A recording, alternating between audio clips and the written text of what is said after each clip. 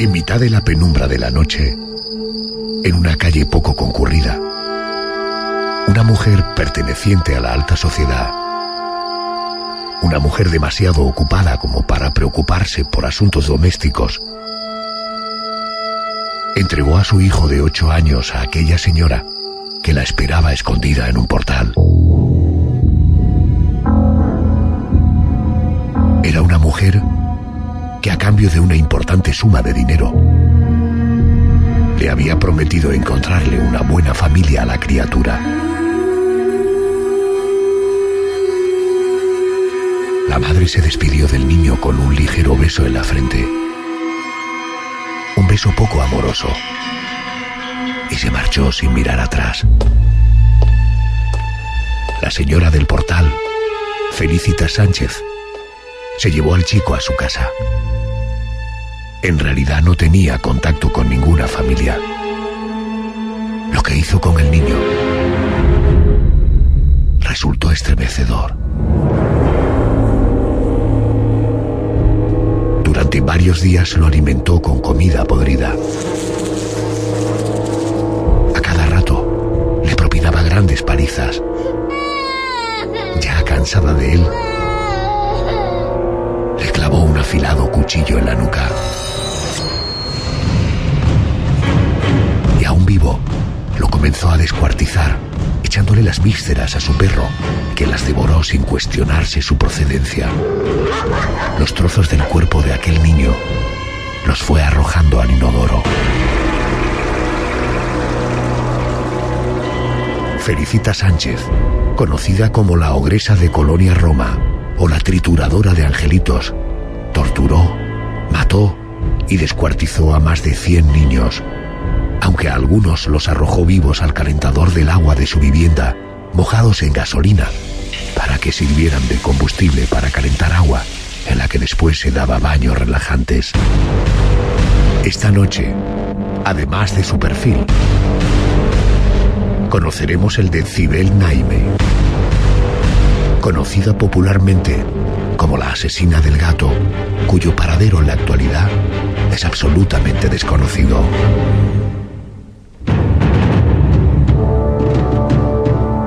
Nuestro expediente de esta noche incluye los perfiles de 2 mujeres que pasaron a la historia por sus crímenes y que aún permanecen en la memoria popular de Venezuela y de México, causando el terror de los más aprensivos.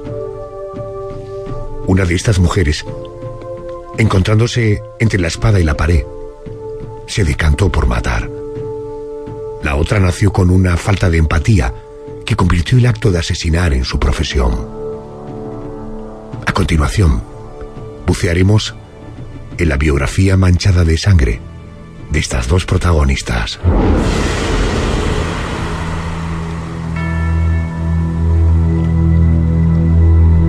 José Manuel Frías, buenas noches. Buenas noches, Adolfo. Vamos a empezar, si te parece, por el expediente de una mujer con un apodo muy llamativo, la asesina del gato. Se trata de Cibel Naime. ¿Qué sabemos de ella? Cibel nació en Caracas, en Venezuela, el 24 de enero de 1976. Y nació en el seno de una familia de clase media alta que profesaba una religión muy desconocida, muy minoritaria, el drusismo, un culto del Medio Oriente de tipo monoteísta que tiene a Alá como su deidad.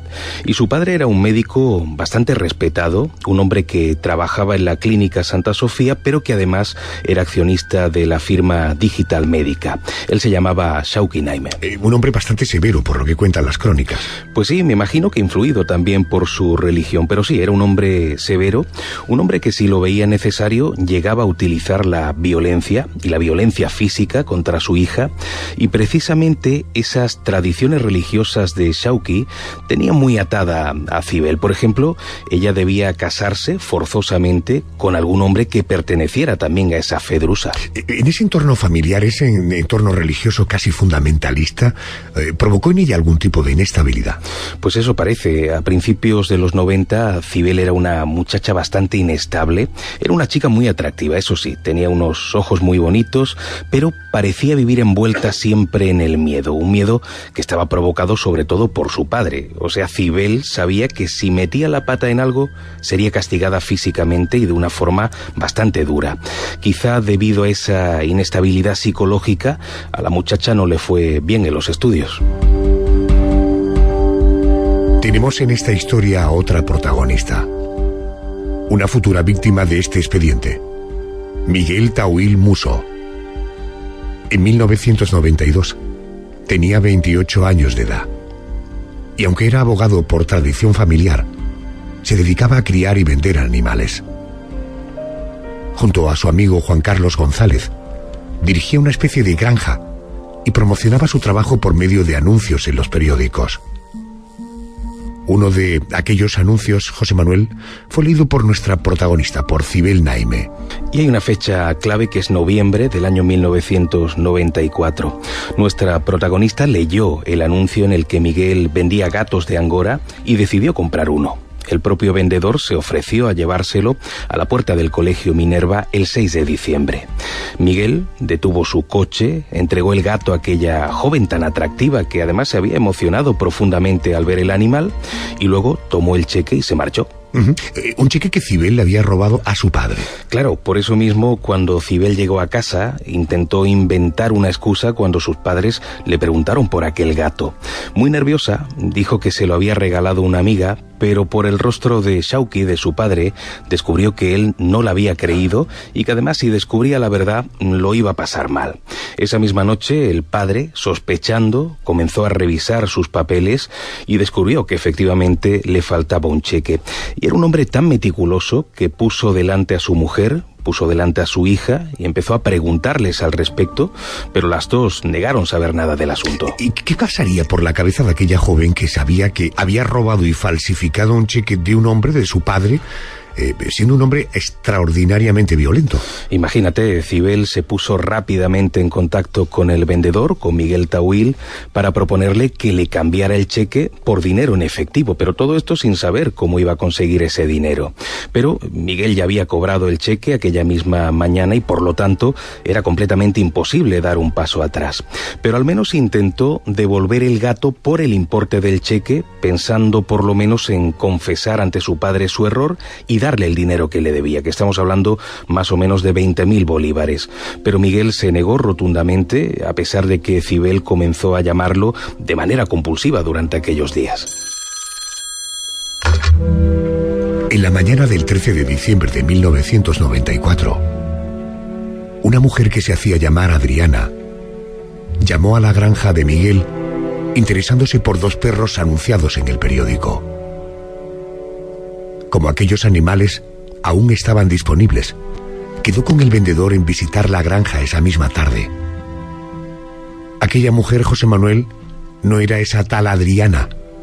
Hablamos de nuestra protagonista de esta noche, de Cibel Naime. Era Cibel, su intención era la de convencer en persona a Miguel para que le devolviera el dinero, pero fíjate, por si se negaba, llevaba encima una pistola para intimidarlo. Por la tarde, un taxi la dejó en la urbanización Los Naranjos. Allí en esa casa le abrió la puerta Mirtelina Musso, que era la madre de Miguel, y en ese momento el joven estaba ocupado en su habitación, por lo que la mujer pues le sirvió a la recién llegada una taza de café.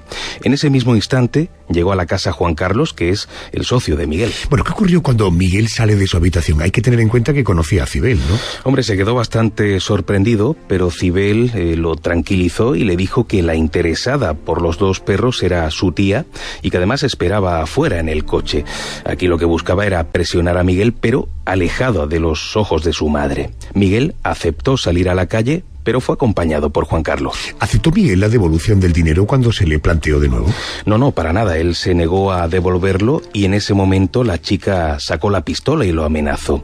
Parece que hubo un forcejeo y en ese forcejeo se escapó una bala y casualmente fue a impactar contra la cabeza de Miguel, que murió al instante.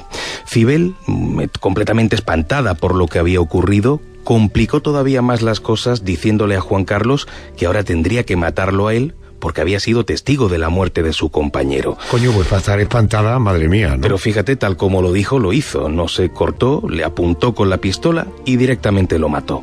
Y luego salió corriendo y cogió un taxi para regresar a su casa.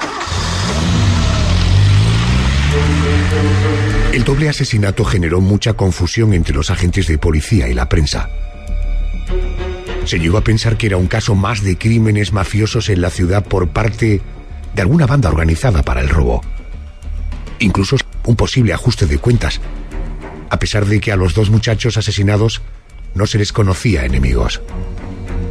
Con el testimonio de la madre de Miguel, se preparó un retrato robot de aquella mujer que creían cabecilla del grupo de delincuentes y se publicó en los medios de comunicación. No había pistas sólidas y las detenciones preventivas de sospechosos no dieron ningún resultado positivo. Mientras pasaba esto, el padre de Cibel seguía indagando en torno a la desaparición de su cheque, ¿verdad? Claro, ya lo hemos dicho antes, era un hombre muy meticuloso, así que Shawky acudió al banco. Allí le informaron de que efectivamente un hombre llamado Miguel Tawil había cobrado aquel cheque e incluso le dieron su teléfono por si quería hablar con él. El doctor aquel mismo día llamó a aquel número, lo atendió el padre del fallecido, el padre de Miguel, y cuando Shawky se enteró de que había muerto asesinado por unos atracadores, como es lógico, mostró sus condolencias. Pero la llamada no había sido inútil, porque se enteró de que el muerto vendía perros, vendía gatos además como el que había llevado su hija a casa, así que ya sabía quién le había robado el cheque. Esa noche supongo que sería una noche muy violenta, ¿no? Bueno, esa misma noche la apaleó en su cuarto hasta dejarla inconsciente, y de hecho la madre desde la cocina había oído los gritos de ira del padre y los gritos de dolor de su hija. Regresando al doble asesinato, ¿cuándo empiezan a sospechar de Cibel Naime? Fue a raíz de que se descartaran las opciones más lógicas. Entonces se empezó a revisar los documentos bancarios de la granja y dieron con algo que era cuando menos sospechoso: un cheque cobrado por Miguel, cuya firma había sido falsificada y cuyo dueño había denunciado la situación ante el banco. Nada más que empezaron a indagar un poquito, vieron que el cheque se usó para comprar un gato y la compradora había sido una muchacha que era la hija del dueño del cheque. Como sabían que la cara visible de ese doble asesinato era una joven, empezaron a tirar del hilo. Detenida la joven, se pudo comprobar que su rostro coincidía con el retrato robot. La madre de Miguel la reconoció enseguida. Ella era sin duda la asesina. El padre de Cibel llegó a sentirse culpable al saber que su hija había matado por recuperar el cheque, y reconoció públicamente haber sido demasiado duro con ella. José Manuel, ¿cómo transcurrió el proceso judicial contra Cibel Naime? Hay que decir que fue un poco caótico, porque ella se confesó culpable del doble asesinato y además los estudios psiquiátricos la declararon sana a nivel mental, pero a la vez los jueces vieron en su cuerpo esas marcas de las palizas propinadas por su padre, hasta el punto de que al doctor Shawky se le abrió un expediente. El propio comisario que llevó el caso reconoció que una persona tan aterrorizada como Cibel puede llegar a actuar así, o sea, puede matar con tal de esquivar el motivo de su terror, que en este caso era su propio padre. Por eso una parte de la sociedad llegó a pedir la libertad para la muchacha. Pero no le dieron la libertad. No, al contrario, el juez la condenó a 30 años de cárcel por homicidio con premeditación y alevosía. La defensa apeló indicando que Cibel tenía problemas mentales que le hicieron perder el control el día del crimen, pero aquello no se aceptó, ya que todos los informes aseguraban que la muchacha fue consciente de sus actos. Cuentan las crónicas de prensa que empezaron a suceder cosas extrañas a nivel judicial. Bueno, aquello fue insólito. En el año 2001, una jueza, Norma Pérez, le quiso bajar la pena a Cibel por buen comportamiento, a pesar de que, por lo que se conocía, era todo lo contrario. La chica había sido agresiva con sus compañeras de cárcel, había agredido a varios celadores e incluso una vez pretendió quemar el colchón de su celda. Y recientemente había renovado su pasaporte como si planeara fugarse. Aún así, la jueza se salió con la suya, logró trasladar a la reclusa en el año 2004 a un centro comunitario, donde por buen comportamiento comenzó a ver la calle los domingos y poco tiempo después el resto de días. Había cumplido solo 9 años de cárcel de aquellos 30 que le habían puesto inicialmente y ya solamente estaba obligada a sellar cada 15 días en aquel centro. Por aquel entonces su familia ya no residía en Venezuela. Todos habían empezado una nueva vida en el Líbano. Frías, ¿cuál fue la vida de aquella muchacha de 29 años de edad desde aquel momento? La verdad es que fue una vida bastante agradable. Empezó a salir con un hombre, se dejó ver de manera constante en restaurantes de lujo, pero lo malo fue cuando dejó de firmar. El incumplimiento de aquella norma hizo que se dictara una orden de detención, pero Cibel desapareció, posiblemente ayudada por terceras personas. 3 años después de la desaparición de Cibel en el año 2008, se filtró una fotografía en la que se veía a la muchacha junto a su familia, feliz, sonriente, pero la justicia nunca pudo encontrarla. Mientras, el padre de una de las víctimas, el padre de Miguel, declaró lo siguiente: la libertad de la asesina de mi hijo me envenena. Mi casa es un lugar oscuro, sin televisión, sin música, sin alegría. No puedo seguir viviendo con tanto dolor.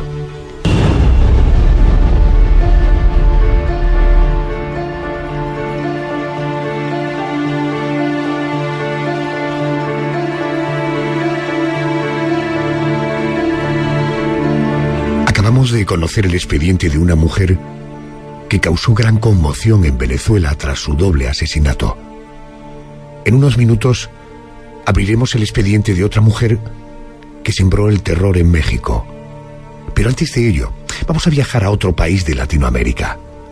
Vamos hasta Colombia, porque allí ha existido otra protagonista célebre por sus asesinatos, María Concepción Ladino, conocida como la Hermana María, por usar la magia y la brujería para intentar solucionar los problemas de sus clientes. Pero tras aquella máscara, tras aquel disfraz, se escondía una estafadora que degolló y quemó vivas a sus víctimas. Esta noche nos acompaña el investigador y escritor colombiano Esteban Cruz.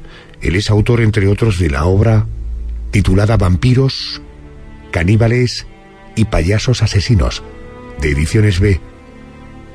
Esteban, muy buenas noches y bienvenido a la Noche de COPE. Muy buenas noches a ustedes y muchas gracias por invitarme. ¿Qué sabemos a nivel personal de la vida de María Concepción?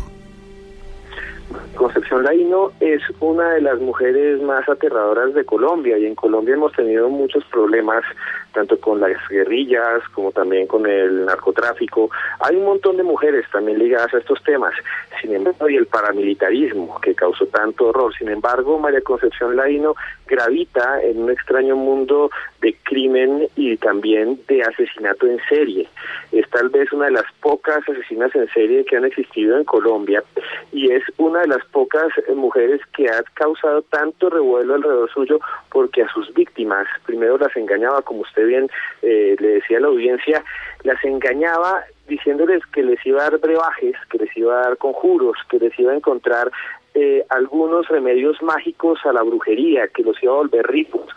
Contrario a eso, lo que hacía era llevar a sus víctimas, y en vez de eso les daba drogas potentes con las que los sedaba, entre ellas la escopolamina, que se saca de una planta que le dicen en Sudamérica floripondio o borrachero, que es una planta que tiene un potente sedante y que hace que las personas pierdan la voluntad. Las llevaba, les robaba todo lo que podía y finalmente las asesinaba de unas maneras completamente sádicas y con una sevicia importante. Uh-huh. Esta mujer mató a 6 personas, pero se convirtió en una celebridad, sobre todo por el asesinato de 3 de ellas, quizá porque se trataba de 3 hermanas, Clarita, Luz y Ana Lucía. ¿Cómo se produjo la muerte de estas 3 chicas? Sí, lo que hacía ella tenía un modus operandi, como lo había comentado. Ella se hacía pasar por adivina, por hechicera, por una de estas brujas que aquí en Sudamérica tantas personas les confían su vida incluso.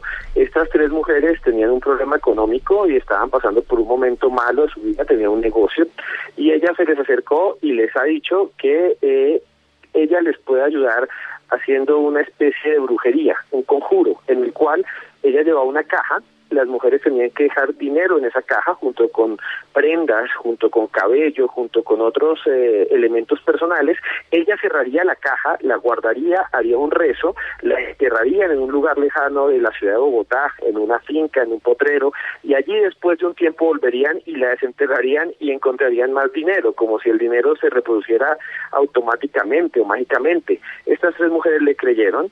Después le dijeron, no, denos nuestro dinero, fueron, destaparon, efectivamente ya no estaba la caja, ella le dijo que les iba a pagar, junto con un señor que manejaba taxi, con un taxista, las lleva a un lugar muy lejano de Bogotá, en donde solo hay un río, y allí en este lugar, junto con el taxista, las atacan a las 3 hermanas, les clavan puñales, las golpean con palos, las torturan, las meten en unos sacos plásticos, que aquí les decimos costales, y finalmente las ahogan en el río de una sevicia impresionante, tanto que los médicos en su momento de medicina legal decían que nunca habían visto algo ni siquiera en la guerra, ni siquiera entre paramilitares y guerrilleros. Estas mujeres duraron durante 1 o 2 días siendo torturadas, desnudas, en costales, en estos sacos, por esta señora María Concepción Ladino. Esteban, ¿cuándo logran las autoridades echarle el guante a esta criminal colombiana? En 1997 ya la estaban buscando porque no se habían dado cuenta, o sea, ella viajó por muchas partes, se hacía llamar la hermana Conchita. Imagínense ustedes que cuando llegaron a una ciudad, para todos era como una especie de diosa para algunas personas, porque creían en ella, la creían como una especie de ser mágico. Entonces, en 1997 ella llegó a un barrio de Bogotá que se llama Fontibón, un distrito de Bogotá. Allí en Fontibón ella alquiló una casa a un señor bastante anciano, tenía problemas de salud. Convenció a toda la familia que ella lo podía curar con una pócima secreta, con una poción. Y la familia pues le confió su salud, y ella lo que hizo fue en un descuido, con un cuchillo lo degolló, mientras él se desangraba y quedaba un charco de sangre hacia alrededor, mientras la sangre se coagulaba. La familia llegó y ellas, pues horrorizados, dijeron ¿qué pasó? Y ella, en vez de decir yo lo maté, les dijo que le dieran dinero y ella lo podía revivir con sus poderes. La familia, ¿qué hizo? En vez de ir a la policía, lo creyó y se fue a buscar una gran cantidad de dinero, alrededor de lo que hoy serían unos 30.000 euros, para que ella lo reviviera, y le contó a varios familiares, varios amigos, y los amigos le dijeron ustedes están locos, llamaron a la policía, y así la capturaron a María Concepción Ladino. ¿Cuál fue la condena que le impusieron los jueces? El juzgado 52 penal de Bogotá le dio una condena de 40 años de cárcel. Sin embargo, hay algo muy triste que quiero contarles a todos. Así sea un asesino en serie, que se le ha comprobado la muerte de 6 personas y se cree que mató a más de 30 por todas las conexiones que ha hecho la policía, en este momento está libre, porque ella le dieron un beneficio que en Colombia se llama casa por cárcel, por ser muy anciana, y efectivamente a veces se le ve caminando por la calle en un sector que se llama Chapinero, yendo a los supermercados y a comprar la comida al lado de niños y un montón de personas más. Esteban Cruz, gracias por atenderme, gracias y buenas noches. Gracias a ustedes y que tengan buena noche.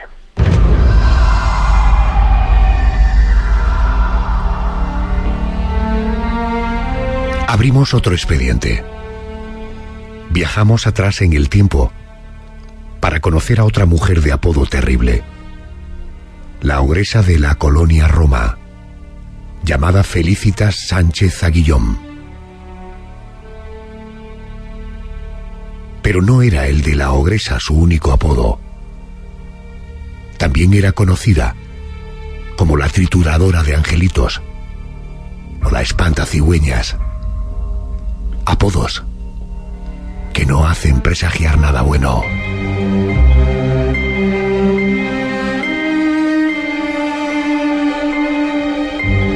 José Manuel, hablamos de una asesina mexicana. ¿Qué nos puedes contar de ella?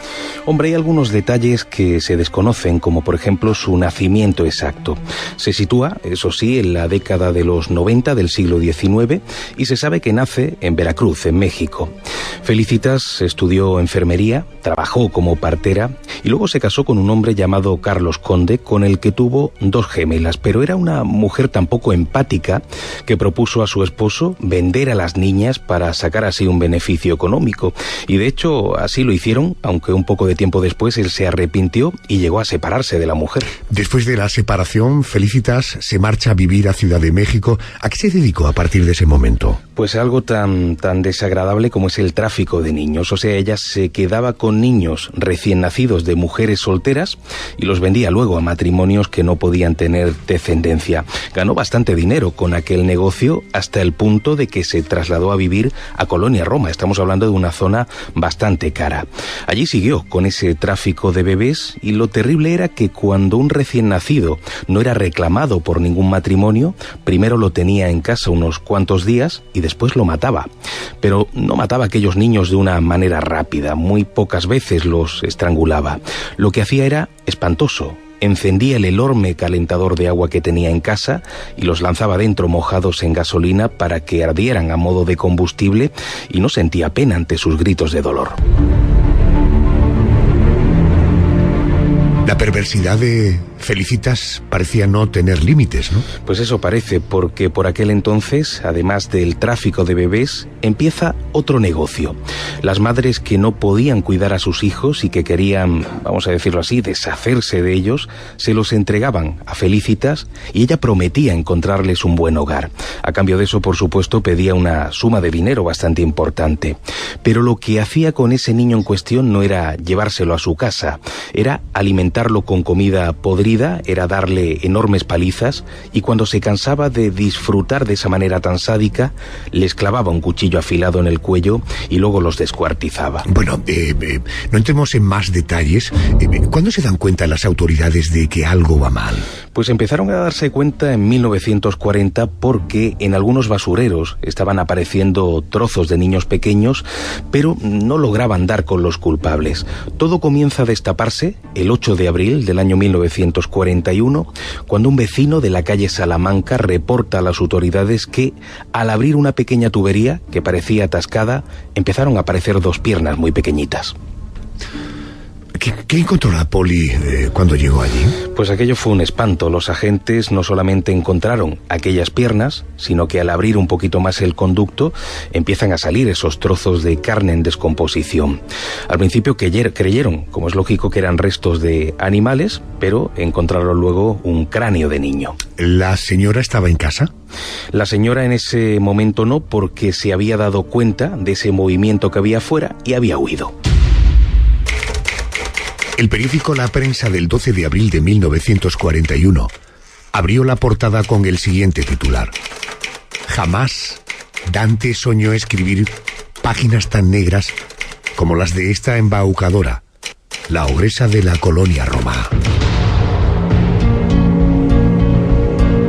La historia salió a la luz, descubriéndose que Felicitas había torturado y matado a más de 100 niños. Pero hay otro personaje que cobró relevancia en aquel momento, un fontanero llamado Salvador Martínez. Pues sí, porque se sabía que en los últimos tiempos Salvador había reparado varias veces las tuberías de Felicitas que se atoraban de manera bastante sospechosa. Al ser detenido, el hombre confesó que sabía la trayectoria de crímenes de la ogresa, que la primera vez que vio restos humanos se negó a participar de aquella locura, pero que Felicitas lo había amenazado con denunciarlo como cómplice y le compró su silencio a cambio de una buena cantidad de dinero. En esos días esta pájara fue detenida, ¿no? Pues sí, hubo suerte porque precisamente el día de su detención la pillaron a bordo de un automóvil junto a su amante y pensaba escapar a Veracruz para pasar desapercibida. Una vez en prisión preventiva, la mujer comenzó a comportarse de manera muy extraña. Por ejemplo, se dejaba caer al suelo como si estuviera mareada, hacía como que luchaba contra seres invisibles, se ponía a temblar, a saltar de forma descontrolada, hasta el punto de que los médicos de prisión tuvieron que sedarla.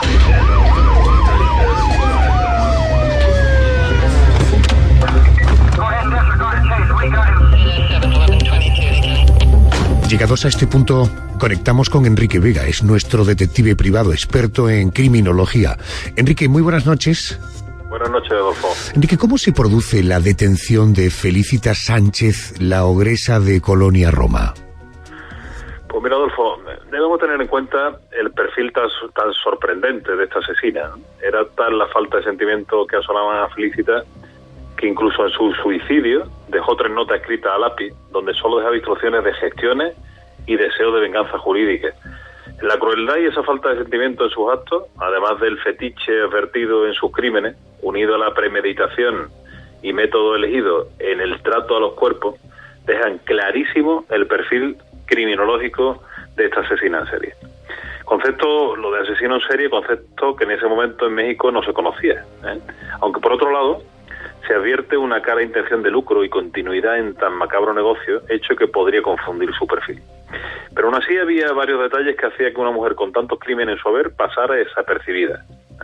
El primero es que dedicaba su vida a solucionar los embarazos no deseados de mujeres de distintos estratos sociales y en especial mujeres de alta alcurnia. Incluso solucionaba los problemas derivados de los intentos de abortos caseros por parte de estas mujeres. Facilitaba el desprendimiento de un recién nacido, de una madre que no deseaba hacerlo, y por otro lado facilitaba que familias que no podían tener hijos lo tuvieran. Estaba instalada en un barrio marginal, que eso también le ayudaba, y cada una de estas actuaciones, y otras muchas, estaban todas fuera de la ley. Y por supuesto contaban con la colaboración de sus pacientes, en este caso. Las dos partes infringían la ley. Es por ello que todos ayudaran a que fuera un lugar clandestino. Su negocio estaba escondido detrás de esa doble moral de saber que no es legal, pero se usaba en caso necesario. Estos delitos lo conocían su casera, su fontanero, su exmarido y, por supuesto, su pareja, su amante en esos momentos. Lo que no se puede imaginar que esos delitos aceptados, entre comillas, por parte de la sociedad, escondieran los macabros delitos que se conocieron después. De hecho, hasta que un vecino, en un intento de solucionar unos atoros en el saneamiento general del bloque, contrató a unos fontaneros que se encontraron, como hemos comentado ya, restos humanos. En ese momento es donde se da conocimiento a la policía y aunque actúa en breve espacio de tiempo, con mucha rapidez, Felicitas, que tiene un negocio llamado La Quebrada, justo en la misma manzana, al ver el movimiento de la policía emprende la huida. La policía registra su habitación y encuentra un altar con elementos satánicos y con restos humanos, en concreto el cráneo de un niño. Todo ello en diversos lugares de la habitación. Debemos tener en cuenta que ella ya era conocida por la policía. Unos años antes había sido detenida y multada por intento de venta de niños. Con rapidez, la policía intenta detenerla en la tienda que dirigía, pero es una dependienta la que declara a la policía que su jefa no había llegado en toda la mañana, ya que había salido muy temprano, sabiéndose luego más tarde que había salido hacía solo 15 minutos. Ella emprende la huida en coche con su amante, con la intención de cambiar de ciudad, concretamente a la ciudad de Veracruz. Este caso tan impactante de la sociedad hizo que la policía pusiera el caso en manos de un detective que ya había demostrado su pericia al resolver casos de asesinos habituales. Su nombre era José Acosta Suárez. Acosta detiene al fontanero que usaba normalmente Felicitas y él declara que efectivamente había reconocido restos humanos, pero que estaba coaccionado por ella, alegándole complicidad. Igualmente se toma declaración al exmarido y él también declara que conocía parte de los delitos del asesino. En estos interrogatorios se conoce la identidad del amante de la asesina y con estos datos se monta un operativo de búsqueda sobre los pasos de Felicitas y al que se conocería como su pareja y que era otro conocido de Acosta, Beto Covarrubias. Beto, relacionado con las mafias y con la venta de artículos diversos ilegales, es quien idea un plan para trasladar a Felicitas a otra ciudad. Y en esa operativa que monta Acosta es donde el coche es interceptado, concretamente en la colonia de Buenos Aires, en dirección a Veracruz. En concreto, es la pericia de este detective y la rapidez de la policía la que en tan solo 3 días, desde el día 8 al día 11 de abril, encuentra a la asesina y se la detiene.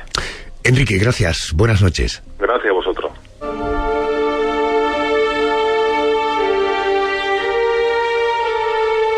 Una vez detenida la asesina, vamos al proceso judicial. José Manuel, Algo ocurrió en ese proceso judicial contra Felicitas que pone en entredicho a la justicia en aquella época y en ese país.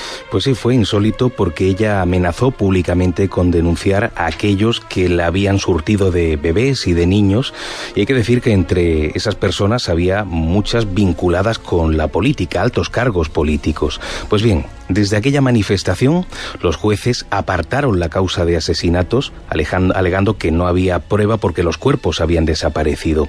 Incluso se llegaron a extraviar los restos que la policía había encontrado en las tuberías. Parece que una mano negra había actuado con rapidez. Y el 10 de mayo de 1941, el juez, sorprendentemente, decidió dejar a la mujer en libertad bajo fianza, algo de lo que la sociedad y los medios de comunicación se quejaron con auténtica sorpresa. Pero la reputación de familias muy distinguidas, implicadas en el tráfico de niños, estuvo ahí por encima de la ley. De hecho, tampoco trascendieron los nombres de esas personas.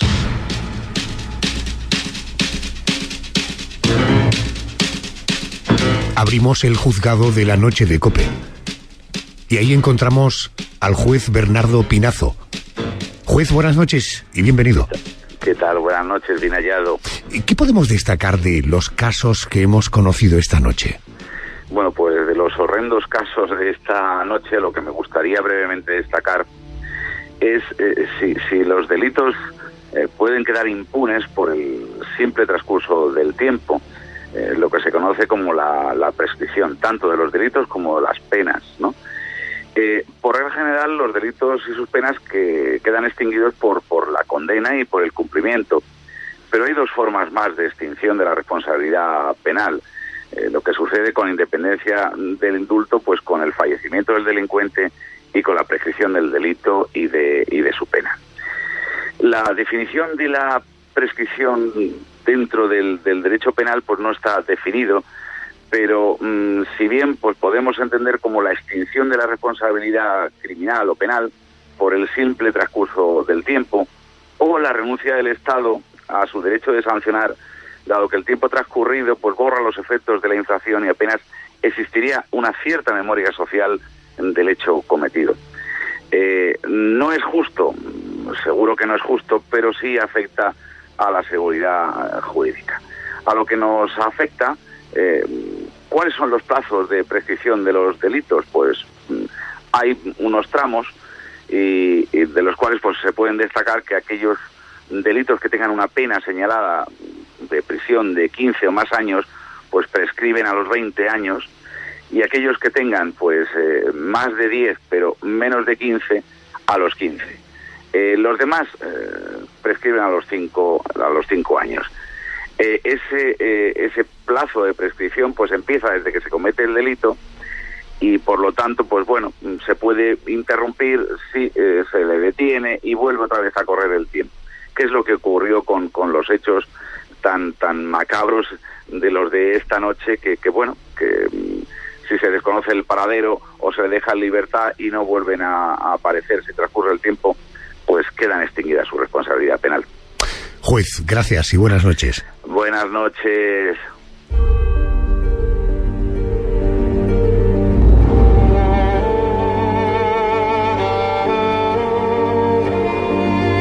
Lo que no hizo la ley, lo hizo el remordimiento.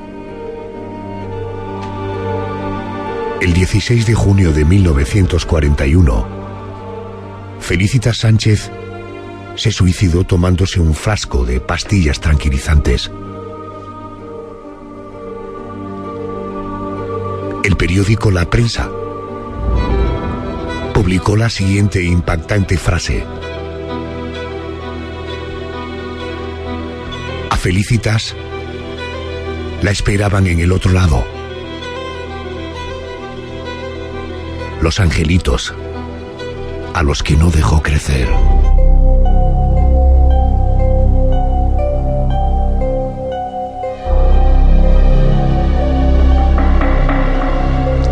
José Manuel Frías, nos encontramos la semana que viene. Gracias. Gracias, buenas noches.